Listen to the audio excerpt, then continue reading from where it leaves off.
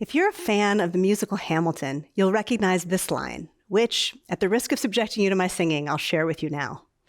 No one really knows how the game is played, the art of the trade, how the sausage gets made. We just assume that it happens. No one else was in the room where it happens. And it's true. Whether you're early in your career or a seasoned professional, everyone wants to be in the room where it happens. But let's be honest. Most of the time, it feels like the doors to the room are locked. You see other people walking in and you wonder, how did they even get invited? Too often, we assume we just need to work harder, get better, or wait our turn. But those rooms aren't unlocked by hustle. They're unlocked by connection. And what happens in the room isn't what you think. It's not where you grab control. It's where you create relationships. It's not where you chase power. It's where you find the right people. And it doesn't require you to be the loudest voice or even the smartest person in the room. Instead, it's about who you surround yourself with, who you grow with, and what you learn from them. Access to these rooms must be unlocked. But there isn't just one key, just one door, or even just one room. What determines how many doors you can open? Your network. People get stuck thinking talent and hard work alone are enough. Yes, hard work and excellence matter, but if you're not intentionally building connections with others, you're holding yourself back, and opportunities that could accelerate your career are going to others who are better connected. Listen. It's not just about visibility. It's about vision. And you don't just need people to see you. You need to surround yourself with people who help you see more. That's when things start to shift. Your ideas get sharper when you're around people who challenge your thinking. Your perspective grows when you learn from those outside your bubble. And your impact multiplies when the right people champion your work. Impact isn't built alone. It grows through the people you learn from and the conversations that push your thinking. I've seen this play out in my own career. Mentors helped me see potential I hadn't yet recognized. There was the manager who gave me context for the work we were doing, and in that one moment helped me see meaning that made it so much more worthwhile. There was the colleague who planted the seed that maybe switching career paths wasn't quite so risky after all, and all of a sudden I felt free to make a change I'd been contemplating for years. And all along the way, there have been peers who have championed me and kept me accountable to the change that I said I wanted to accomplish. And in return, I've mentored others, and I've seen firsthand how intentional connections accelerate growth. For over 10 years, I've worked with organizations and leaders to build the kinds of networks that don't just open doors, they expand what's possible. And one truth holds every time. No one rises alone. So if connection is key, how do you build relationships that turn the lock? Well, it starts with developmental networks, multiple intentional relationships built around learning and growth. These are with people who help you expand your thinking, see beyond your weak spots, and open doors you didn't even know were there. You need a network because no one key unlocks every door. And no single relationship unlocks every opportunity. Now, don't worry. This is not about collecting contacts or sending awkward LinkedIn messages to a stranger, asking them to pick their brain. Instead, this is about building connections that actually matter and that help you grow. And just like your keyring, the most powerful networks are made up of different kinds of connections, each unlocking something unique. So what does a developmental network look like? Well, it can come in many forms, but here are a few. There's traditional one-on-one mentoring, where you learn from somebody who's more experienced or more senior than you. You can flip that on your head with complementary mentoring, where you learn from more junior colleagues. I've also seen successful digital networks, online communities, LinkedIn groups, virtual collaborations where members contribute in meaningful ways. And my personal favorite, peer mentoring. One-on-one or in groups, it's a dynamic learning process where everyone is both a teacher and a learner. It's important to know that these networks don't build themselves. They require intention, and they thrive in environments that support them. That's where organizations come in. Organizations can create the structure and the space for peer mentoring and other mentoring configurations to thrive through formal programs and in their culture. But a structure only works if people step into it.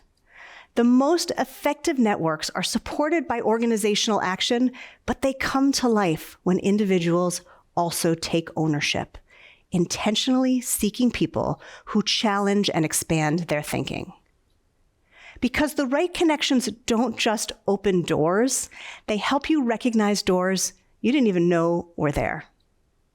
So ask yourself, who sharpens your thinking? Who illuminates your weak spots? Who helps you unlock doors you didn't even know were there? Remember that meaningful progress only happens when you're intentional about who you learn from and how you engage. Do you want to know how bold ideas spread and lasting impact is made? It's made one connection at a time.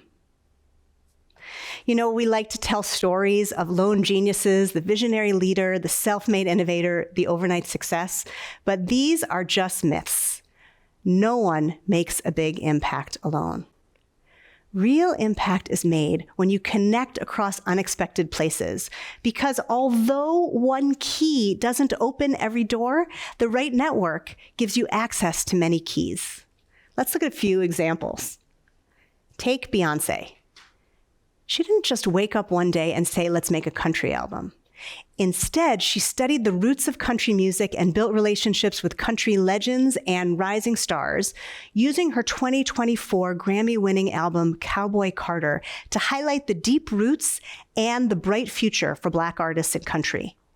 She didn't just make music, though. She made space for stories and for artists who'd been shut out of the genre for decades.